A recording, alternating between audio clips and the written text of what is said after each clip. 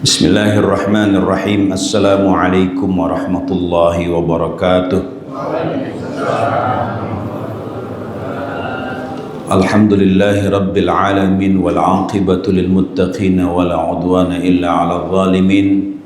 Allahumma salli wa sallim wa barik ala sayyidil awwalin wal akhirin sayyidina wa maulana Muhammad wa ala alihi at-tayyibin at-tahirin wa ashabihi al-akramin wa man tabi'ahum bi ihsanin ila yaumiddin, amma ba'd.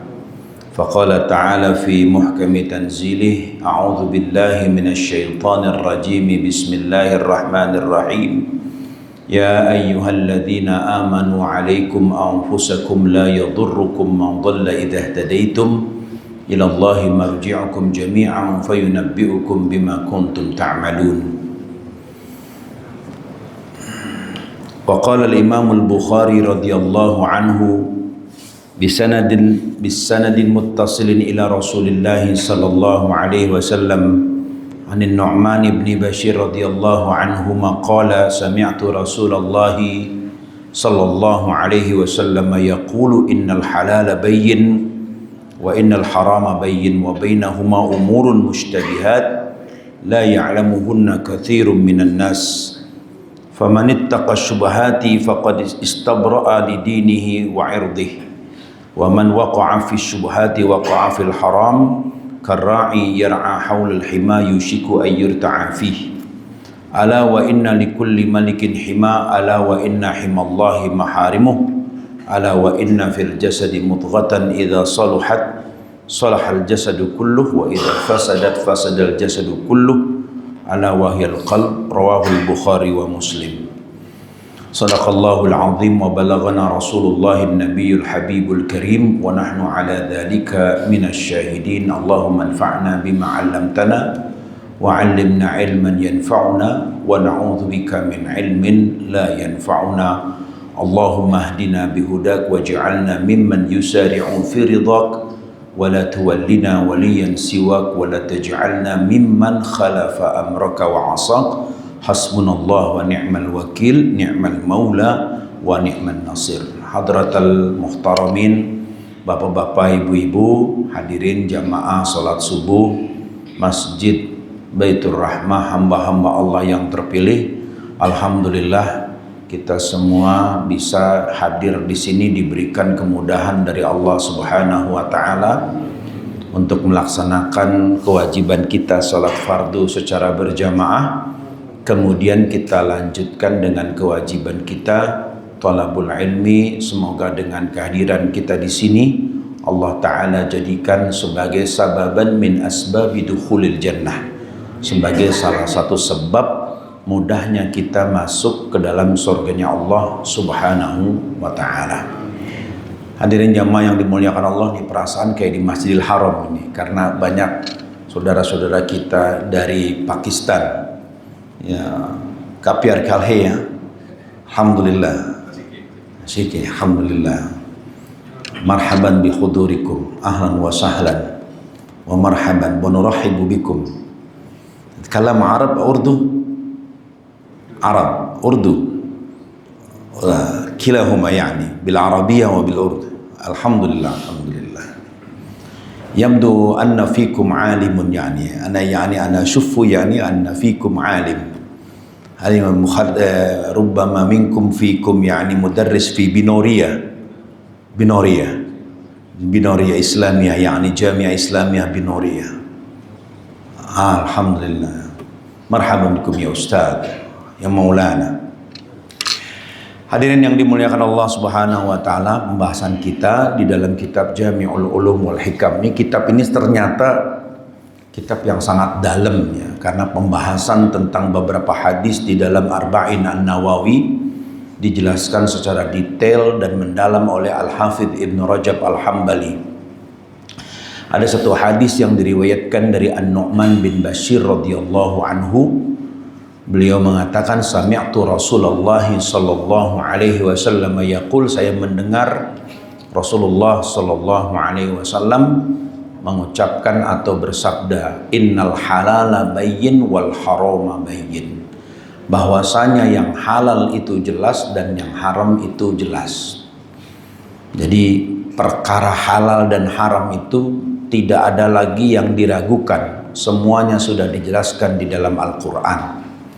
Rasulullah Shallallahu Alaihi Wasallam telah mentafsil, telah merinci perkara yang halal dan haram.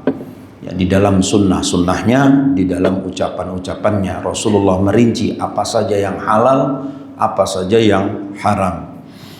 Maka di dalam Al-Quran dikatakan wa yuhillu lahumut thayyibat wa yuharrimu wa yuhillu lakumut thayyibat wa yuharrimu alaikumul khaba'is.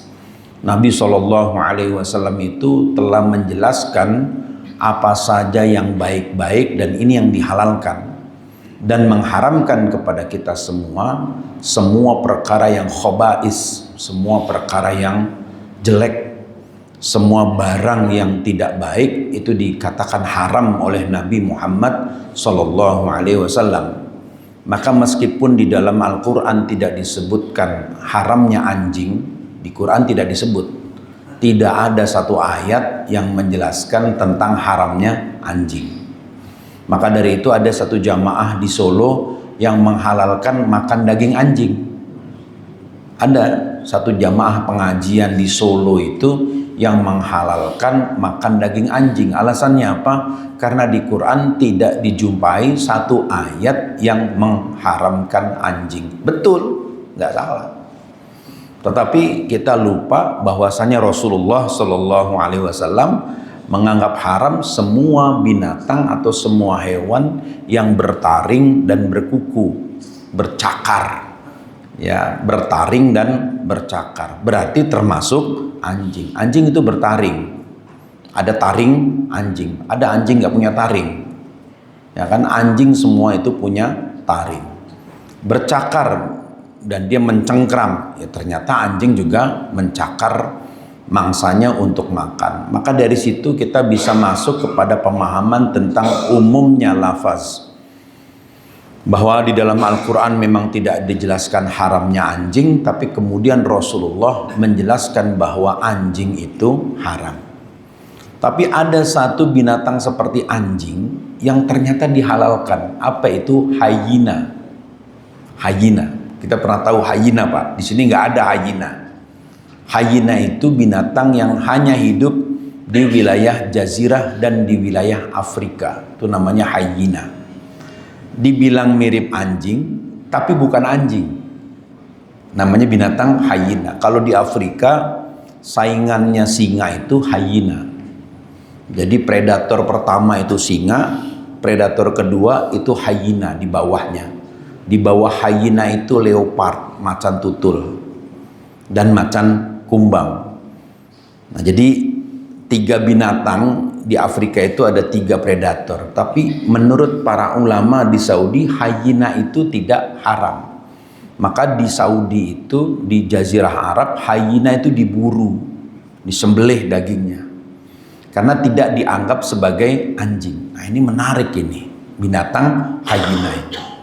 Padahal Rasulullah Shallallahu Alaihi Wasallam mengharamkan semua binatang yang bertaring dan berkuku. Jadi meskipun tidak disebutkan di dalam Al-Quran, tetapi jika Rasulullah Shallallahu Alaihi Wasallam menyebutkan keharamannya, maka itu kita anggap sebagai mutlak, tidak lagi bisa diperdebatkan. Nah, di dalam ayat hadis ini Rasulullah mengatakan bahwa yang halal dan yang haram itu sudah jelas. Wa bainahuma umurun mustabihat. Di antara yang halal dan haram ini ada perkara yang samar-samar yang disebut perkara subhat atau jamaknya mutasyabihat. Perkara yang memang sulit untuk kita pastikan antara halal dengan haram. La ya'lamuhunna katsirum minan nas, tidak banyak orang yang tahu kecuali orang-orang yang punya ilmu. Berarti mafhum mukhalafahnya, kalau kita di dalam memahami hadis itu ada yang namanya pemahaman kontekstual, ada pemahaman di luar konteks. Pemahaman kontekstualnya kita melihat berkaitan dengan nafas dari hadis itu atau semangat dari hadis itu. Lalu kemudian ada pemahaman di luar konteks, jadi pemahaman di luar yang disebutkan di dalam hadis. Jadi kalau Nabi mengatakan la ya'lamuhunna katsirun, tidak banyak orang yang tahu, berarti hanya sedikit orang yang tahu. Siapa itu? Ar-rasikhuna fil ilmi, yaitu orang-orang yang mempunyai pengetahuan mendalam di dalam ilmu agama. Maka di sini pentingnya ilmu fikih. Ya, karena ulama fikih itu memahami yang di luar konteks dan juga memahami yang di dalam konteks. Jadi ilmu fikih ini penting untuk memahami kemana nas, kemana ayat Al-Quran dan hadis ini mengarah. Ini pentingnya ilmu fikih. Karena orang belajar fikih itu pasti dia mempelajari ilmu usul fikih. Dari ilmu usul fikih ini dia bisa tahu ini perkara yang halal, ini perkara yang haram, ini perkara yang mubah, ini perkara yang makruh, dia tahu. Karena dia mempelajari usul fikih. Jadi orang belajar hadis kalau dia tidak belajar usul fikih dan juga tidak belajar fikih, maka dia tidak akan memahami konteks dari hadis yang disampaikan oleh Rasulullah Shallallahu Alaihi Wasallam. Ini penting. Kenapa dianggap penting? Karena kalau kita mempelajari hadis tanpa mempelajari ilmu fikih, kita terjebak ke dalam kesalahan pemahaman terhadap hadis Rasulullah Shallallahu Alaihi Wasallam. Seorang ulama mazhab Maliki yang bernama Ibnul Wahhab Al-Maliki, beliau berkata, al-hadisu madallatun illa lil ulama. Hadis itu tempat orang bisa menjadi sesat kecuali bagi para ulama. Al-hadisu madallatun illa lil ulama. Hadis itu tempat orang bisa menjadi sesat kecuali bagi para ulama. Maksudnya bagaimana? Yang pertama, kalau orang belajar hadis tidak dengan guru, hanya baca terjemah. Mana? Oh, kemarin ada terjemah di situ. Oh, itu terjemah hadis. Orang belajar hadis hanya dari terjemah saja.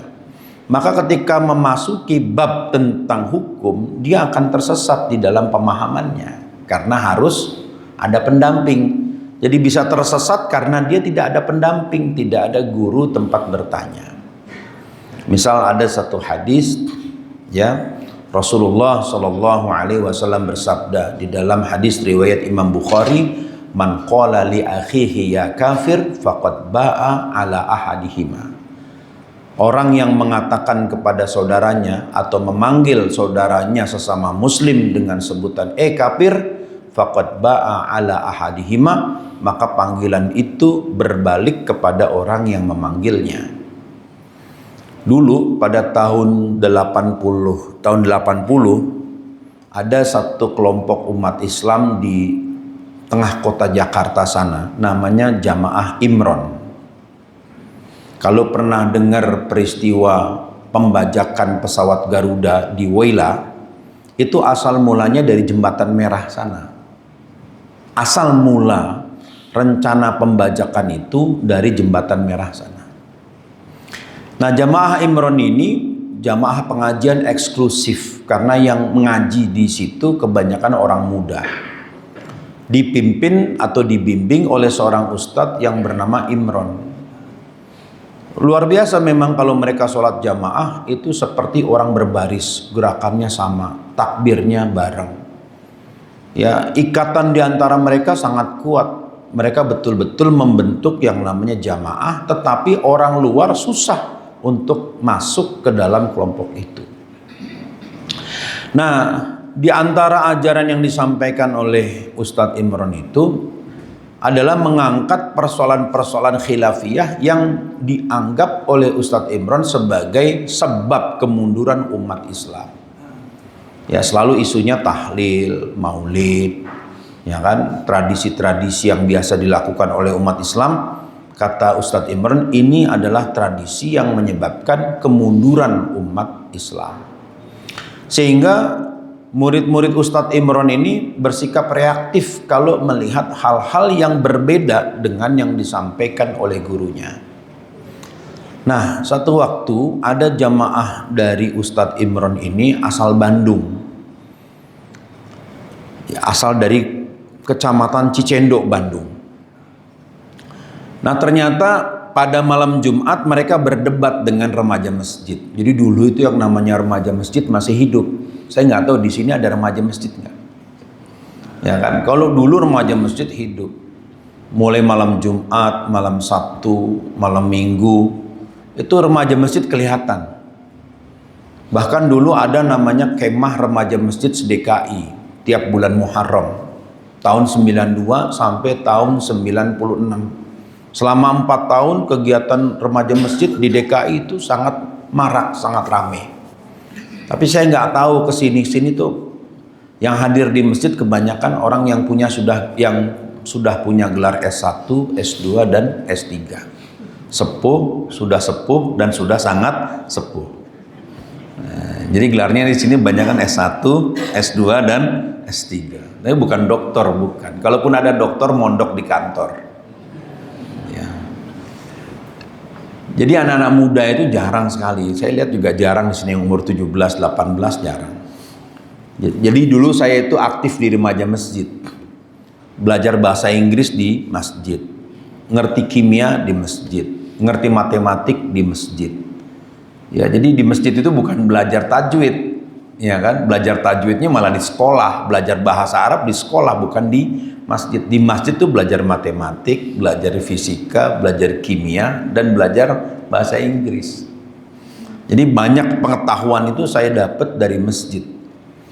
Nah, di dalam kisah tadi terjadi perdebatan malam Jumat tentang baca Yasin. Karena dulu itu yang namanya baca Yasin tiap malam Jumat dianggap sebagai tradisi. Ba'da sholat maghrib, baca Yasin, tahlilan, kemudian sambil nunggu waktu Isya. Biasanya pengajian itu di malam Rebo atau di malam Kamis. Lalu kemudian ada yang mempertanyakan dari jamaah Imron, memang Nabi melakukan ini? Nabi nggak pernah baca surat Yasin. Oh, siapa bilang Nabi nggak pernah baca surat Yasin? Kalau Nabi nggak pernah baca surat Yasin, bagaimana mungkin sahabat bisa meriwayatkan surat Yasin? Nah, itu nalarnya di situ. Oh, nggak ada itu tradisi baca Yasin. Yang dianjurkan Nabi surat Al-Kahfi, ya betul. Tapi baca Yasin juga nggak salah kan? Baca surat Al-Qasas kan nggak salah. Baca surat-surat yang lain juga nggak salah. Oh, terjadi perdebatan.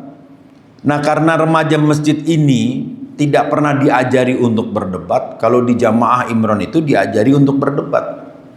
Jadi setiap kali jawaban pasti ada bantahan. Jawaban ada bantahan.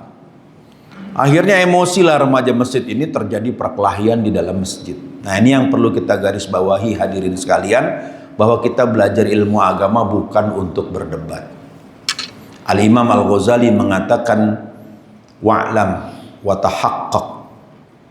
Ya, ketahui dan coba sadari, kata Imam Al-Ghazali, bahwasanya kata Imam Al-Ghazali anna ta'alluma, bahwasanya kita mempelajari ilmu agama liqasdil munasafati, dengan tujuan untuk berlomba-lomba siapa di antara kita yang paling alim, siapa di antara kita yang paling pintar, wa ghalabatir rajuli, dan untuk mengalahkan orang lain. Lalu kemudian wa idhari al-fadl wasyaraf, hanya untuk menunjukkan kehebatan dan kemuliaan. Lalu kata Imam Al-Ghazali, beliau mengatakan wal mubahati, dan untuk membangga-banggakan gurunya. Saya alumni Madinah, saya alumni Yaman, saya alumni Mesir, saya alumni Pakistan misalnya kan. Saya alumni India, Kerala, saya alumni pondok, mulai dari Pondok Selera, ya kan, Pondok 99, itu kan pondok juga. Pondok Selera, tahu Pondok Selera ya? Itu ngajinya ngaji kitab Gurame. Jadi Pondok Selera. Membanggakan, al-mubahah. Kata Imam Al-Ghazali, hanya sekedar untuk membangga-banggakan. Lalu kemudian wat tasadduqi, ya, lalu tujuannya wat tasadduq, banyak bicara, wal ifham, hanya untuk membungkam orang. Kata Imam Al-Ghazali, fa innaha minal akhlaqil madhmumati 'inda Allah wal mahmudati 'inda iblisal aduwillah. Bahwa kalau tujuan belajar ilmu agama hanya untuk itu, maka itu termasuk akhlak yang tercela menurut Allah Subhanahu wa taala dan dianggap sebagai akhlak yang mulia menurut iblis. Jadi kalau ada orang belajar ilmu agama itu tujuannya cuma buat gagah-gagahan gitu, ya itu berarti memang niatnya bukan untuk mengajak orang untuk kembali kepada Allah. Jadi kita ini belajar ilmu agama tujuannya apa sih? Yang pertama tujuannya adalah menata diri kita. Jadi kita ngaji ini buat membenarkan, memperbaiki diri kita, bukan memperbaiki orang lain. Orang lain biarin aja, itu urusan Allah, bukan urusan kita. Kita datang ngaji itu supaya kita jadi benar, bukan supaya orang jadi benar. Itu yang paling penting. Kemudian yang kedua, mencapai ridho Allah. Jadi bukan ridho yang lain, entah ridho Mukhtar, ridho Roma, kan gitu kan, ridho Ali, bukan, tapi karena ridho Allah. Jadi kalau kita sekedar ingin mencari ridho manusia, kata Imam Syafi'i, ridho nasi ghayatun la tudrak. Ridho nasi ghayatun la tudrak. Bahwa ridhonya manusia itu sesuatu yang nggak bisa kita dapetin. Ada orang berusaha supaya orang tuh senang sama dia, ya nggak bisa. Rasulullah Nabi Muhammad SAW ada yang senang, ada yang enggak. Itu level Nabi Muhammad. Ada nggak orang yang nggak senang sama Nabi Muhammad? Ada. Yang nggak senang sama Nabi Muhammad ada. Bahkan ada orang yang ngaku beriman kepada Nabi tapi nggak senang sama Nabi. Siapa? Orang-orang munafik di Madinah. Ketika mereka setelah ketemu dengan Nabi, Abdullah bin Ubay laknatullah alaih, Abdullah bin Ubay mengatakan, la irraja'na ilal madinati la yukhrijannal a'azzu minhal adhal.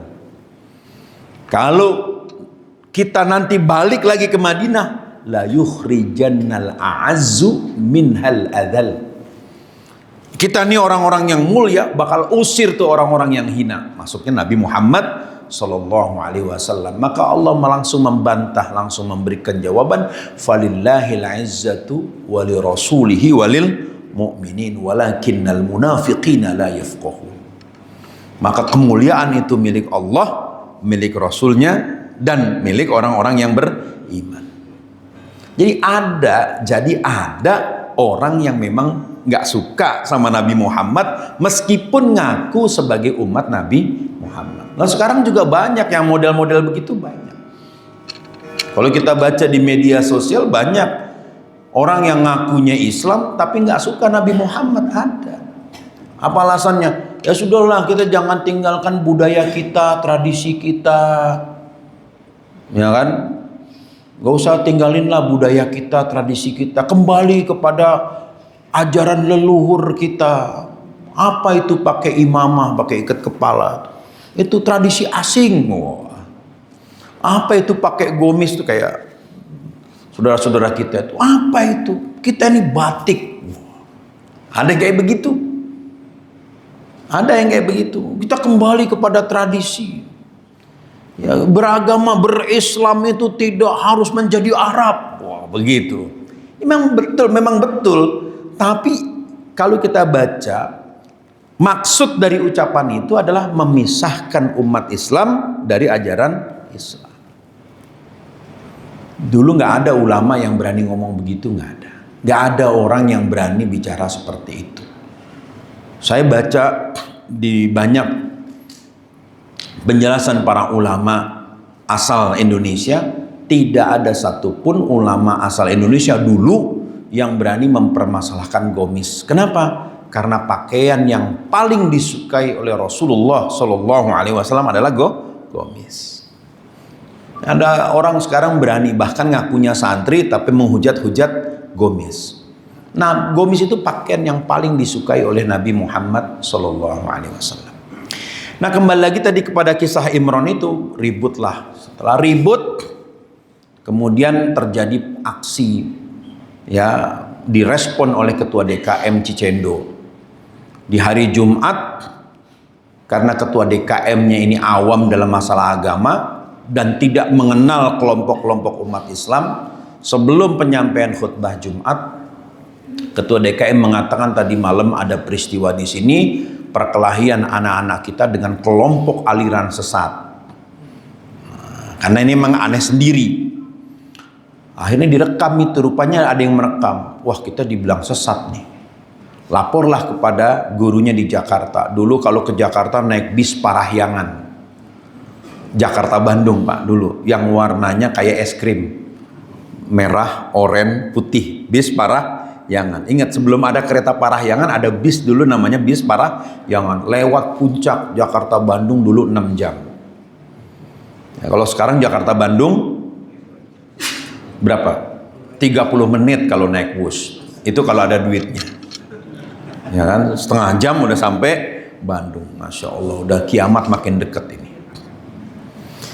Ngadulah datang ke Jembatan Merah, Ustadz, kita dianggap kelompok aliran sesat. Bagaimana ini? Lalu kemudian Ustadz Imran memberikan fatwa. Rasulullah bersabda, "Man qala li akhihi ya kafir, faqad ba'a ala ahadihima." Siapa yang mengatakan kepada saudaranya dengan panggilan "hei kafir", maka panggilan itu berbalik kepada yang mengatakan. Oh, berarti yang kafir dia. Konsekuensi orang kafir itu halal darahnya. Nah, ini menalar hadis tanpa guru. Jadi gimana Ustadz Imran? Ya sudah, halal darahnya, boleh dibunuh. Tapi ingat, dibunuhnya jangan waktu sholat. Lah, masa ada orang kafir sholat? Kan gak ada orang kafir sholat. Fatwanya aneh, tapi ingat, jangan bunuh mereka pada waktu sholat. Di luar sholat. Mana ada orang kafir itu sholat. Ini secara usul fikih sudah kacau nalar berpikirnya. Yang namanya orang kafir pasti tidak sholat. Kalau dia masih sholat, maka dia tidak bisa dikatakan kafir. Nggak bisa. Oh udah, kalau begitu dipegang fatwanya, maka terjadilah peristiwa penusukan terhadap imam sholat. Ya, namanya Dr. Wahyudin kalau nggak salah korbannya itu. Waktu sholat maghrib baru takbiratul ihram ditusuk dari belakang oleh pengikut jamaah Imran. Nah, malam hari itu juga terjadi penangkapan besar-besaran, dan bagaimana cara untuk membebaskannya?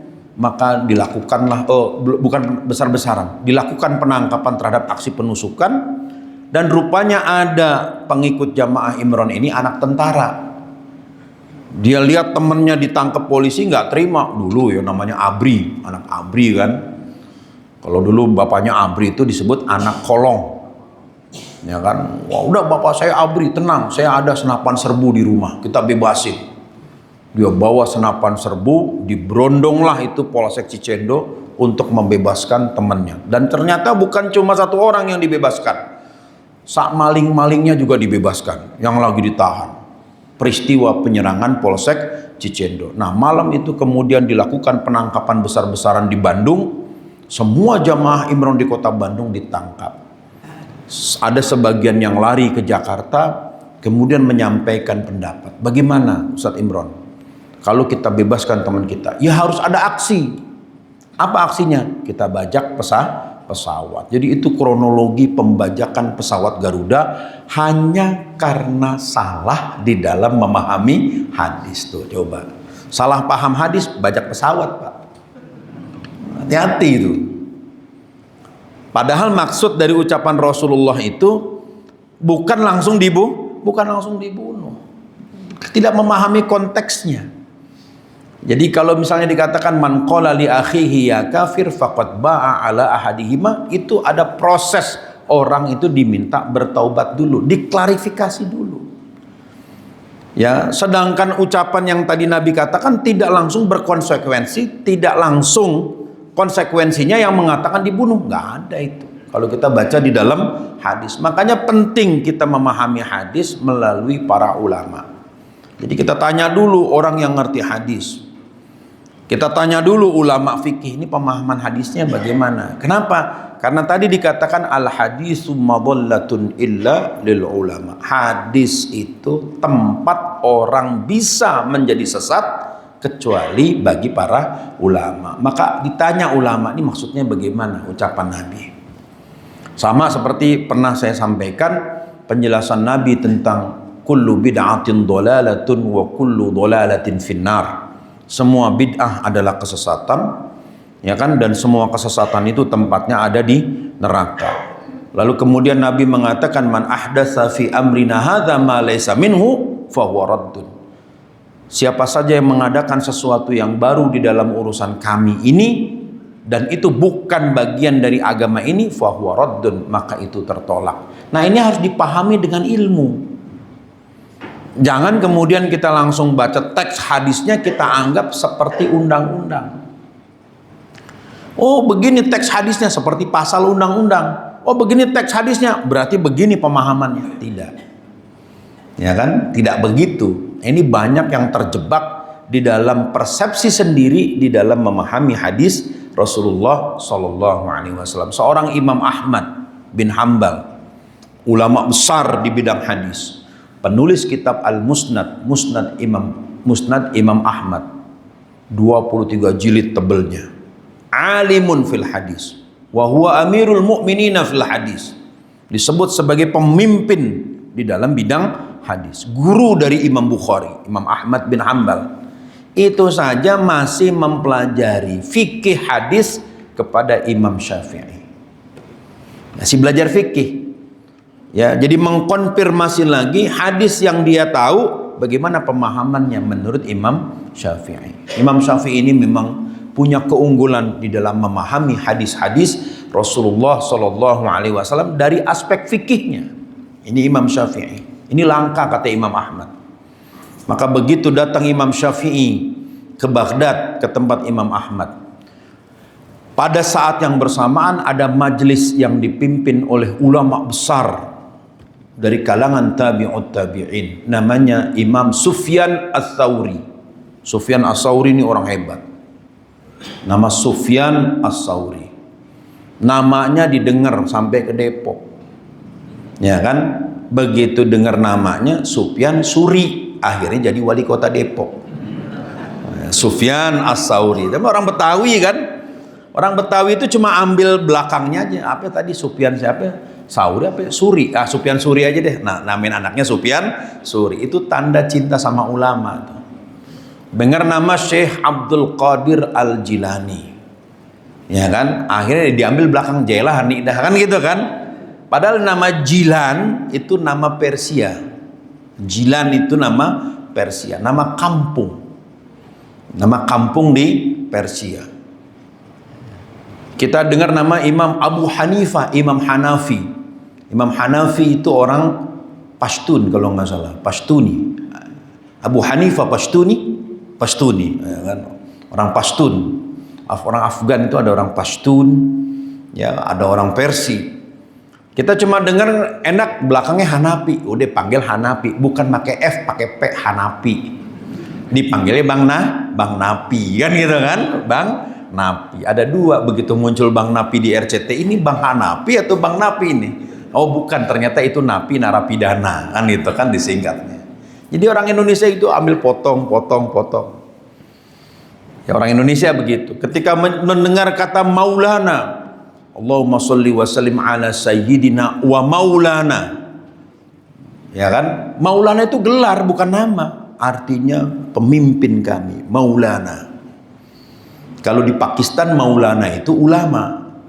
Ya kan? Maulana Abul Hasan An-Nadwi, Maulana Abul A'la Al-Maududi, Maulana Abdul Azzad, macam-macam. Maulana. Orang Betawi dengar nama Maulana, orang Sunda Maulana, bagus nama Maulana. Akhirnya ngasih nama anak Agus Maulana. Dipanggilnya Kang Lana. Ya kan? Ada lagi Nana Maulana. Padahal Maulana itu gelar bukan nama. Kita begitu. Pokoknya yang enak di kuping kedengeran pasti dijadiin nama. Itu orang Indonesia begitu. Lahirlah ya kan pada masa Covid, maka nama anaknya Siti Kofidawati. Karena lahir pada masa Covid. Siti Kofidah Wati, kan gitu kan. Siti Napisah Kopidah. Kok ada Kopidah? Lahir pada saat Covid. Allahu Akbar. Jadi penting kita memahami hadis itu dengan ilmu. Ya, jadi jangan tidak dengan ilmu. Quran ada ilmunya, hadis ada ilmunya. Makanya perkara yang halal jelas, yang haram sudah jelas, wa bainahuma umurun mustabihat. Nah, ini pentingnya harus kita pelajari nih. Kita harus ngerti yang halal, yang haram, dan yang subhat kita harus tahu. Kenapa? Karena kata Rasulullah, faman waqa'a fi subhat. Ya kan? Faman lan sopo wong waqa'a. Ya kan? Yang jatuh fi subhat ing dalem perkara-perkara subhat. Siapa yang jatuh ke dalam perkara subhat, faqad waqa'a fil haram. Satuhune piyambake niku sampun, ya kan, sudah jatuh ke dalam perkara yang haram. Jadi karena kita nggak paham banyak perkara subhat ini, akhirnya jatuhlah kita ke dalam perkara yang diharamkan oleh Allah. Nah, jadi perkara yang nggak tahu itu sebaiknya ditinggalin. Kalau kita nggak tahu satu masalah, jangan coba sok tahu. Rasulullah Shallallahu Alaihi Wasallam di dalam satu riwayat, ketika beliau mau tidur itu ada kurma di tempat tidurnya. Ya, jadi kita tahu Rasulullah tidur itu bukan di kasur yang empuk ya. Rasulullah itu tidur di atas tikar dari kulit binatang, dari kulit hewan yang sudah disamak, disucikan. Disitulah beliau tidur. Kadang-kadang di tikar yang dari anyaman, sehingga tampaklah bekas tikar itu di pipi Rasulullah Shallallahu Alaihi Wasallam. Ya Allah, seorang pemimpin besar, seorang yang mulia, hidupnya itu sangat sederhana, jauh dari kemewahan. Ketika beliau tidur itu ada satu butir kurma di tempat tidurnya. Lalu kemudian Rasulullah cicipi, namanya ada kurma. Karena Rasulullah suka dengan kurma. Ya, jadi jangan juga menghujat kurma. Ada orang menghujat kurma, saya sih nggak suka. Biasanya anak-anak sekarang gitu kan, saya nggak suka tuh terlalu manis. Ya kan, kalau buat saya terlalu manis itu susah untuk dilupakan. Kalau terlalu manis, kan ada itu lagunya kan, kalau terlalu manis susah untuk dilupakan. Jadi kalau bikin teh, manis atau enggak? Manis, tapi jangan terlalu manis. Kenapa? Nanti susah untuk dilupakan. Apalagi kalau nas gitel, panas, legit, kental. Jadi makan kurma itu, Rasulullah makan kurma itu. Kemudian beliau sadar, ini dari mana nih kurma kan? Lalu kemudian dibuang lagi kurma itu. Ditanya oleh istri beliau, kenapa dimuntahin lagi? Saya khawatir ini kurma, jangan-jangan kurma zakat. Ya kan? Jadi Rasulullah itu menyimpan zakat dari para sahabat karena begitu banyaknya yang ada di satu tempat itu, satu wadah itu beliau taruh di atas tempat tidurnya. Mungkin terjatuh. Ini kurma sedekah, ya Allah, jangan sampai saya makan sesuatu yang enggak jelas. Maka dibuang lagi kurma itu. Itu Rasulullah nggak mau ada barang yang nggak jelas masuk ke dalam tubuhnya. Hadirin yang dimuliakan Allah, maka ini diantara syarat bagaimana kalau kita ini mau jadi orang soleh, mau jadi orang alim, yang pertama harus kita perhatikan adalah dari mana sumber makanan itu. Ya kan, pengen jadi orang soleh tapi duitnya duit korupsi, gimana mau soleh? Ya kan, gimana mau soleh kan gitu. Uang ngembat, kalau bahasa orang Betawi gitu. Dapat ngembat dari sono, ngembat sini, ngembat proyek gitu kan. Gimana bisa jadi soleh anaknya? Yang dikasih makan adalah uang haram. Saya ada satu cerita. Saya punya kawan itu bapaknya ulama besar, ahli ilmu falak, udah meninggal. Dulu terkenal itu ahli ilmu falak di Jakarta Timur. Ini ilmu yang sudah ditinggal orang, ilmu falak. Jadi ilmu Islam ini satu persatu akan hilang. Yang pertama kali hilang, diangkat oleh Allah, itu ilmu falak. Ilmu falak penting Pak. Kita tahu waktu sholat bukan karena dari sini, bukan. Memang ini cocok Pak sama sholat itu. Kalau kita baca di dalam hadis, kalau kita mau tahu waktu sholat, lihat tanda alam, bukan lihat jam, bukan. Di dalam hadis itu disebut ada asyafaq, ya kan, mega merah. Waktu subuh itu ketika ada tanda merah di sebelah timur. Ada fajar, fajar ada dua, ada fajar kadzib dan fajar sodik. Ada fajar bohongan, ada fajar betulan. Itu harus, makanya masjid kenapa ada menara? Nah kita menara cuma hiasan kan Pak? Ya kan, cuma buat hiasan. Padahal menara itu fungsinya untuk penanda waktu. Lihat di sebelah timur kayak gimana kan? Itu ilmu falak. Kalau sudah kelihatan garis merah itu stabil, ditunggu, nggak usah sampai setengah jam, nggak, jangan kelamaan. 3 menit aja. Itu garis merah tuh kelihatan 3 menit. Stabil nih. Oh ini fajar sodik, azan. Gitu Pak. Bukan berdasarkan jam. Kalau hujan pengecualian. Ya kalau mendung pengecualian. Tapi kan nggak mungkin cuaca itu mendung terus kan begitu. Maka dilihat posisinya. Maka ilmu falak itu melihat bagaimana posisi benda-benda berkaitan dengan waktu ibadah. Nah itu, kita ini kan karena menganggap teknologi sudah segalanya, sehingga kita nggak pakai lagi ilmu falak, yang dipakai ilmu hisab. Ilmu hisab susah, akhirnya cuma hisab gudang garam Pak. Hisab di Samsu, kan gitu kan. Nah, akhirnya ilmu hisab itu yang kita pakai, yang sampai sekarang itu. Maka hilalnya nggak kelihatan tertutup oleh asap. Karena hisab. Jadi ilmu falak itu ilmu yang sudah diangkat oleh Allah.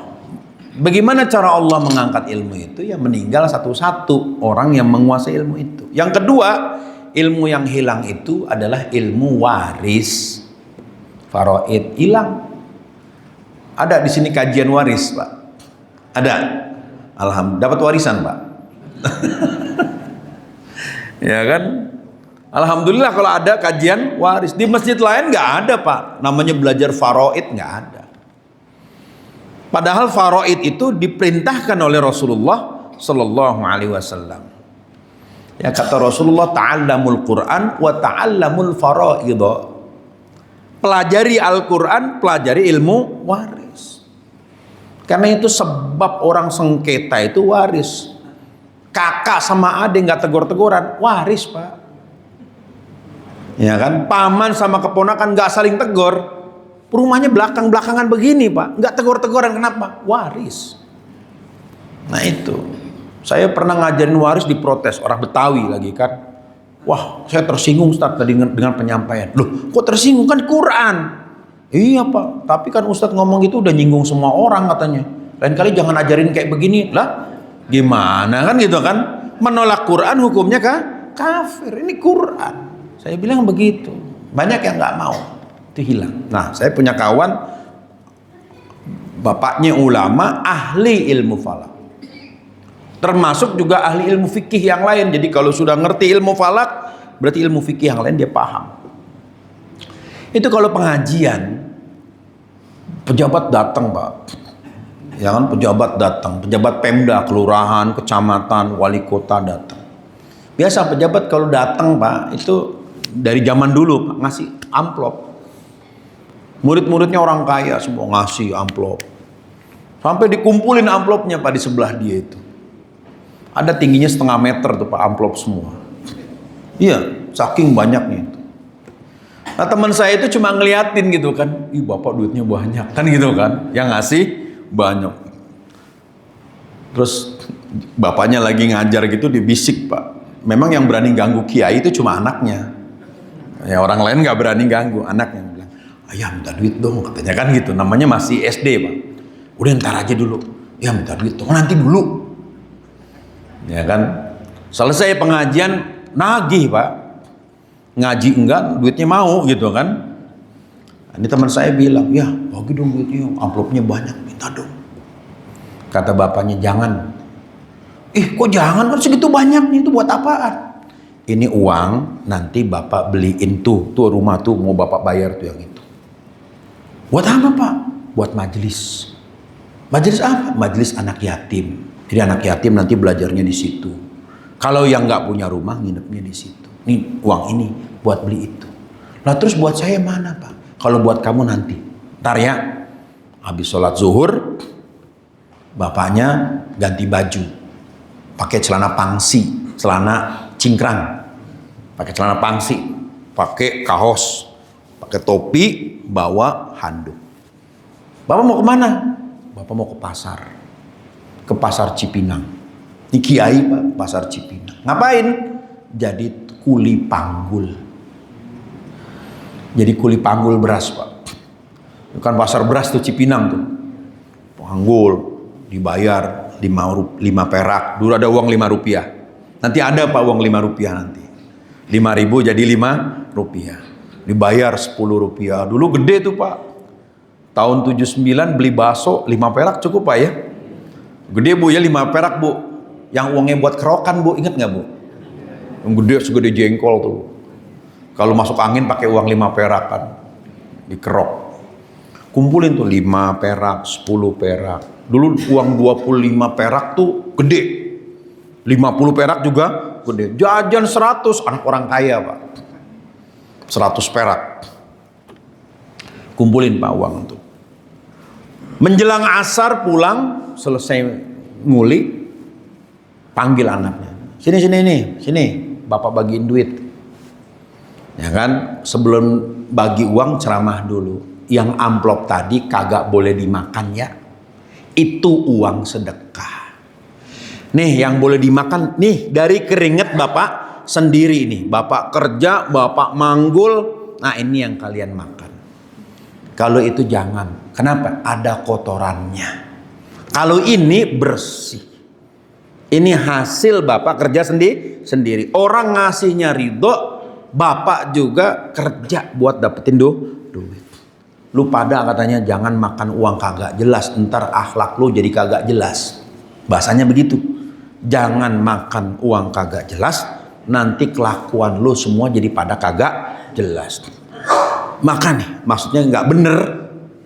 Sampai begitunya. Kenapa? Karena akhlak orang itu bergantung dari apa yang dia makan.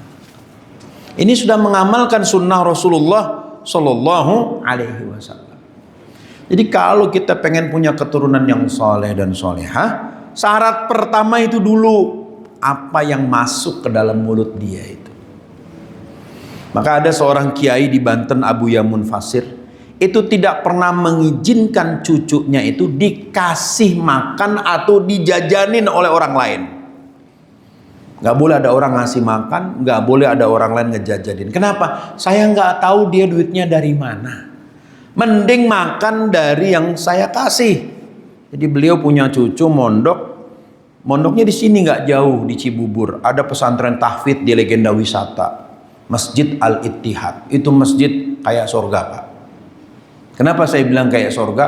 Setiap ba'da sholat asar anak-anak ngumpul di masjid itu sibuk menghafalkan Al-Quran. Ini ada 3 orang di situ ngapalin, di situ 5 orang, di tengah ada sama gurunya, di pinggir sana ya kan 2 orang, yang di situ sendirian ngapalin, sibuk semua ngapalin Quran. Indah betul pemandangan itu sampai menjelang maghrib, masya Allah. Ya. Anaknya dikirim ke situ, cucunya dikirim ke situ.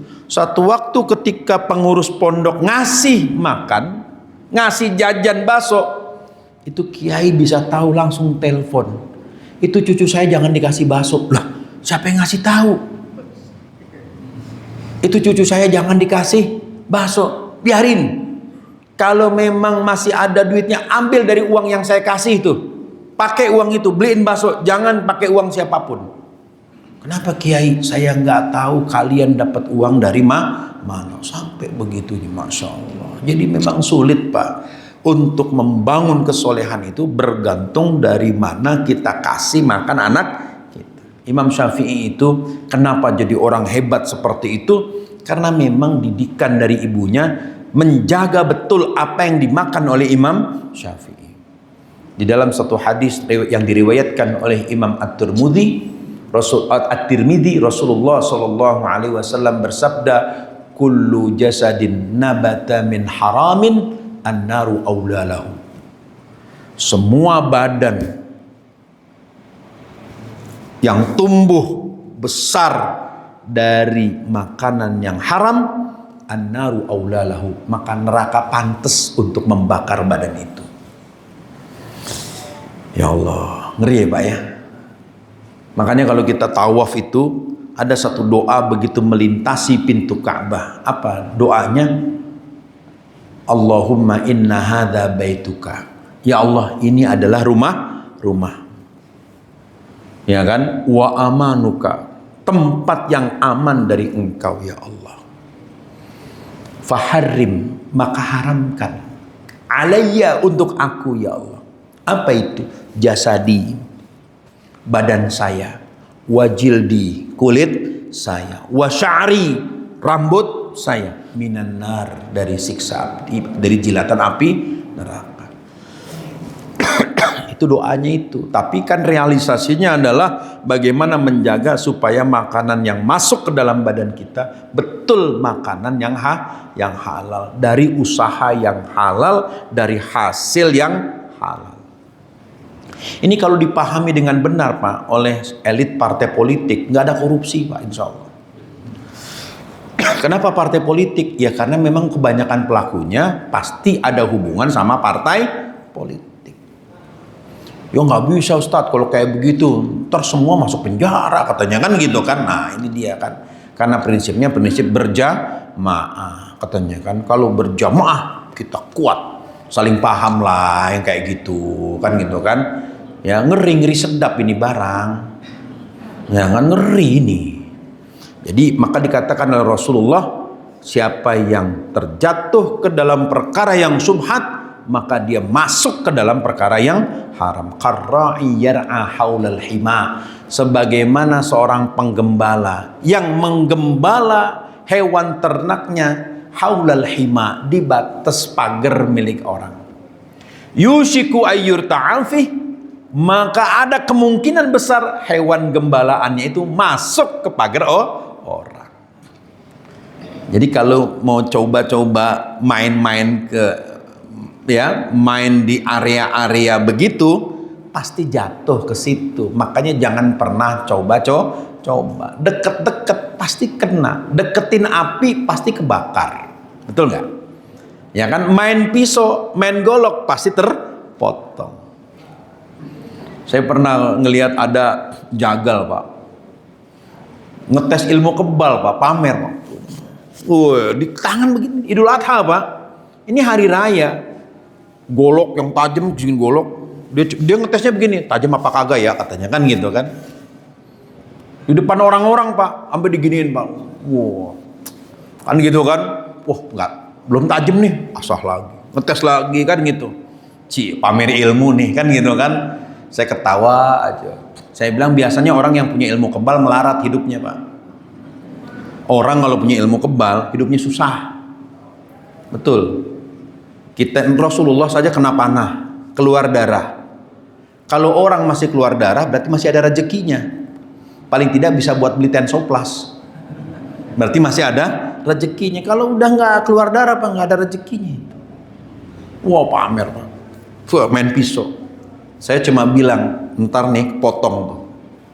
Ntar kepotong. Bukan saya nyumpahin, saya cuma bilangin jangan main pisau, jangan main golok, nanti kepotong. Bener Pak, pas lagi nyembelih kepotong Pak. Gitu kan? Saya dibilang katanya ngadu ilmu. Lah, kan saya cuma ngomong nanti kepotong kan gitu kan?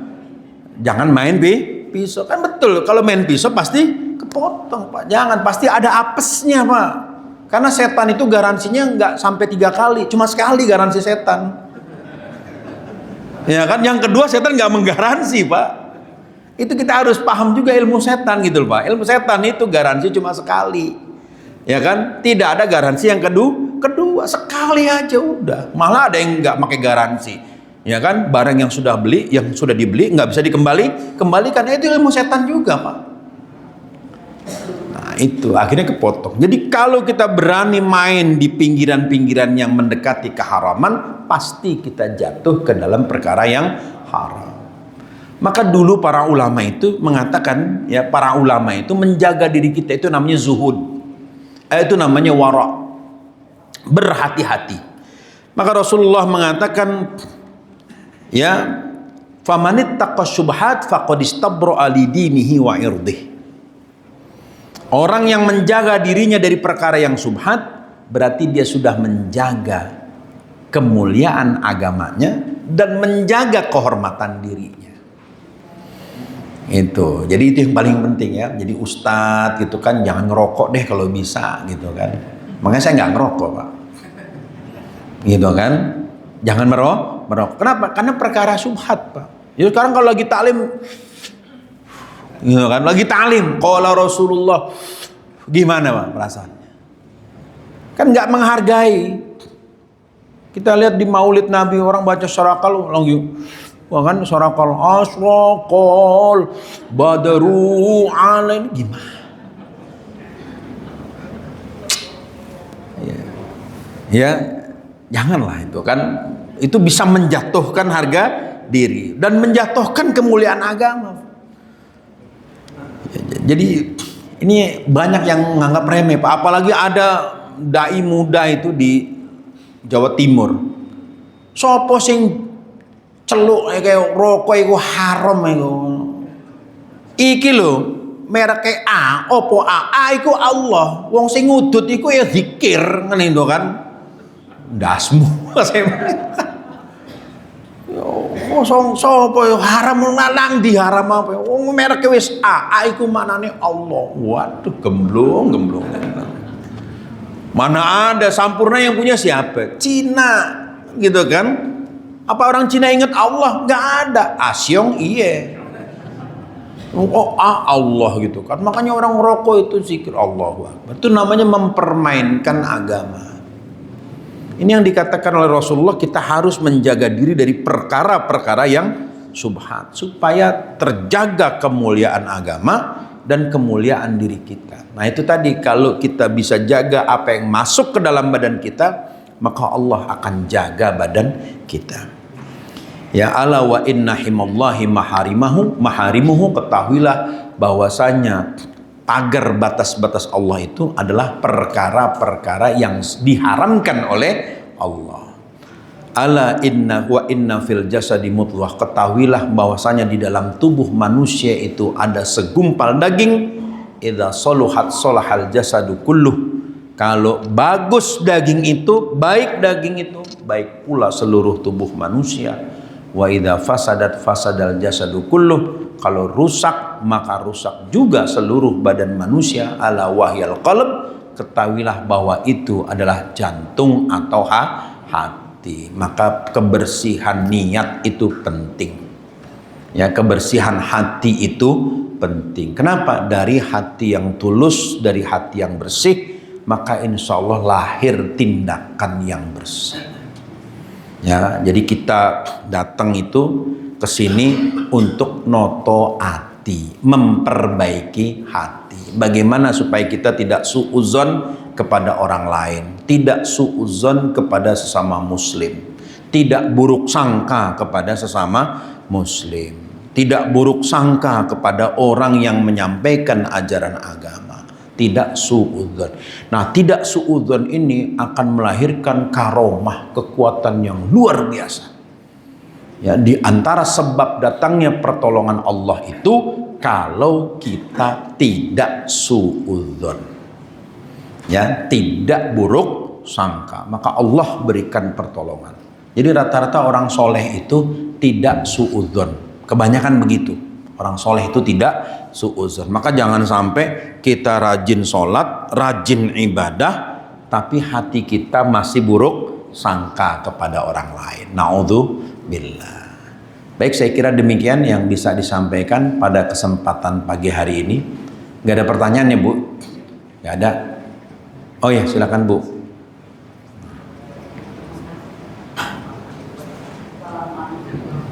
Nggak ada mikrofon. Ada mic. Sebentar, Bu, pakai mikrofon, saya nggak dengar, Bu. Itu paling belakang.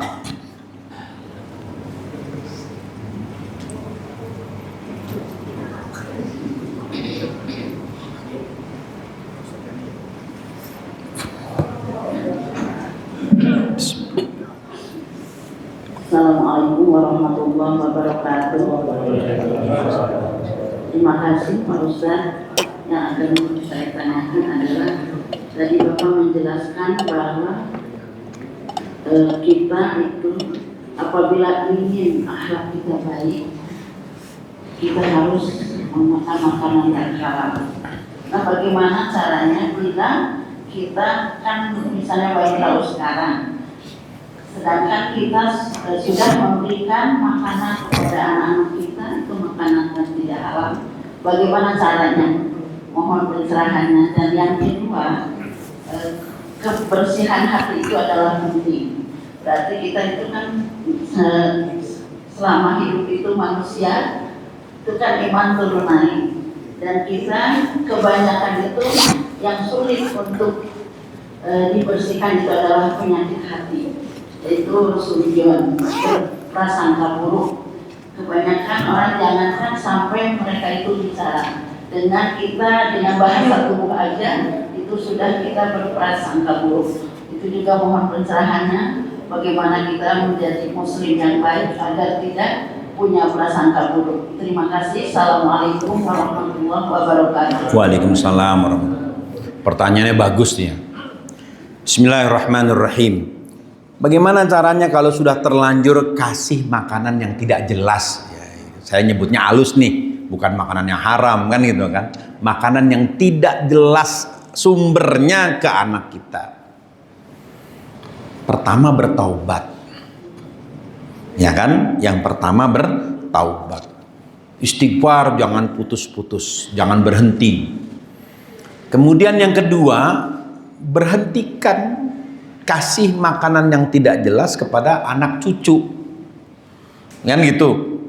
Yang pertama bertaubat, istighfar untuk diri sendiri, dan minta diampunkan juga anak-anak kita atau keturunan kita yang sudah terima barang yang tidak jelas. Ya Allah, ampuni juga anak saya ya Allah. Ya kan, bimbing anak saya ya Allah. Arahkan anak saya untuk taat kepadamu ya Allah. Jangan putus-putus. Doain itu. Ya kan, kalau ngelihat anak, ngelihat cucu, didoain, Rabbana hablana min azwajina wa dzurriyyatina qurrata a'yun waj'alna lil muttaqina imama. Ya kan, baca doa itu kalau lihat anak, lihat cucu. Jadikan anak-anak saya, cucu-cucu saya ini sebagai qurrata a'yun, penyejuk hati. Ciri dari anak soleh itu enak dilihat, meskipun hitam. Beneran, meskipun hitam, keling, kalau dia soleh enak aja dilihat. Saya pernah ketemu ulama hadis di Mekah, meninggal di umur 93 tahun. Ini disebut Al-Imam Sibawayh fi zamani. Imam Sibawayh pada masanya. Namanya Syekh Muhammad Amin Al-Harori Al-Makki. Orang Ethiopia, ngajar hadis, ngajar bahasa Arab di Mekah.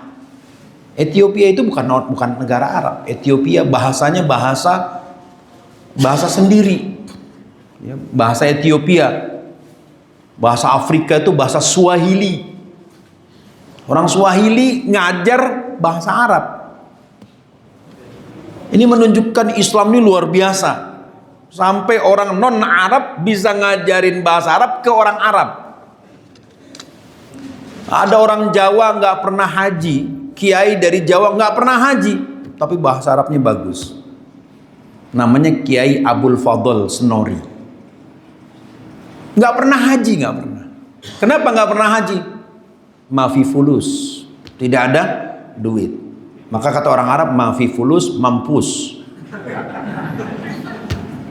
Nggak ada duit.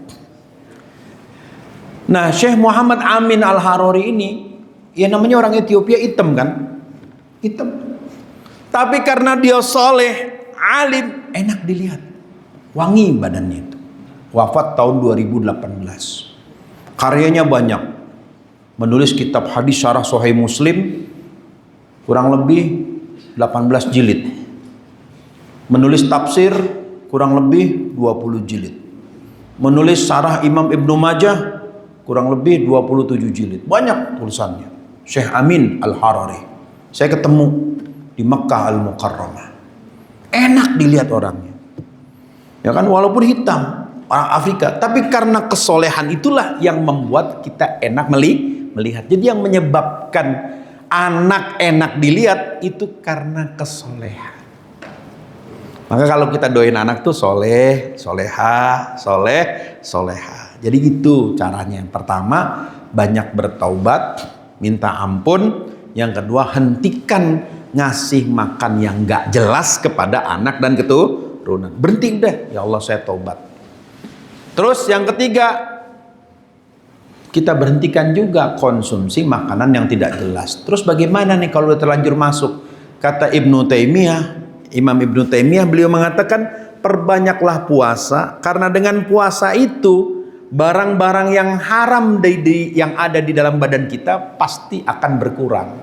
Makanya orang yang rajin puasa rata-rata kurus, ya kan, ngurangin dosa karena puasa dia. Puasa Senin Kemis, puasa Daud, itu kan, apalagi nih Ramadan 3 bulan lagi.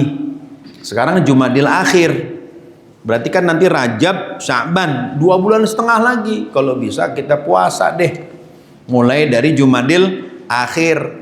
Rajab kalau bisa puasa. Saya punya kawan Masya Allah di DKI dulu, mantan pegawai DKI, itu sebelum Ramadan dia puasa 2 bulan.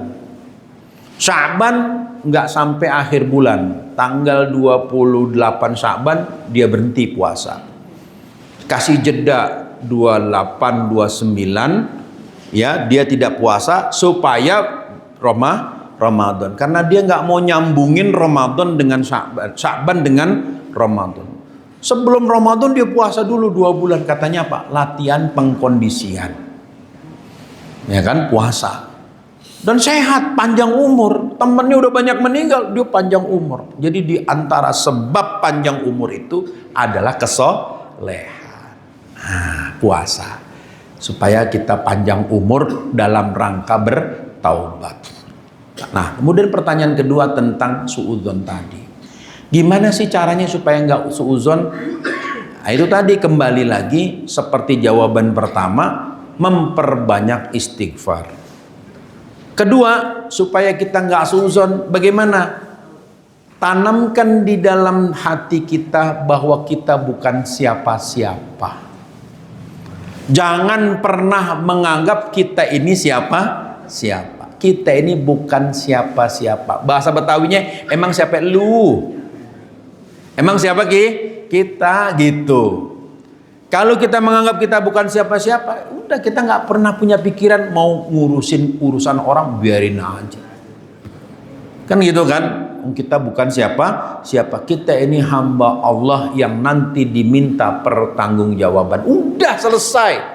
Nggak perlu suudzon. Yang ketiga, yakini bahwa setiap orang itu diberikan keutamaan dan kelebihan, juga ada kekurangannya.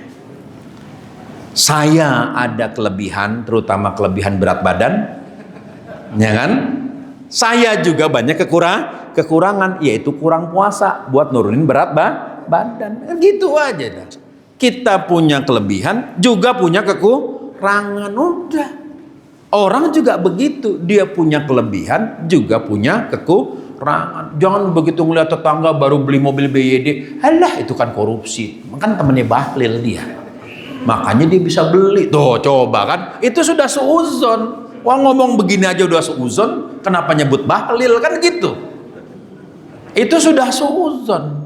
Ya sudah, kalau dia alhamdulillah dia punya gitu kan, dia bisa beli mobil baru, kan nggak nyusahin tetangga, walaupun masih ada nyinyirnya itu tuh ujungnya itu.